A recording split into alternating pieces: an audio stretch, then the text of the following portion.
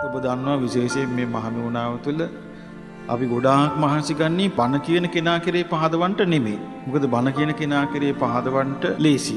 බණ කියන කෙනා මොනවා හරි කිව්වොත් මම මෙහිමයි කියලා. මිනිස්සු ලේසියෙම පහදින්නේ නැද්ද? පහදිනවනේ. බණ කියන කෙනා කෙරේ නෙමෙයි මහමෙවුනාව ඉලක්ක උනේ. ඉලක්ක උනේ මේ ධර්මයේ ඉස්මතු කරපු ශාස්ත්‍රුන් වහන්සේ කෙරෙහි පහදවන්නටයි. ශාස්ත්‍රුන් වහන්සේ කෙරෙහි හරි විදියට පැහැදුනොත් ඊට පස්සේ ආ පහදින්නේ ශාස්ත්‍රුන් වහන්සේ වදාළ ධර්මයටයි. ධර්මයට පැහැදුනොත් ඊට පස්සේ ආ පහදින්නේ සංඝයාටයි.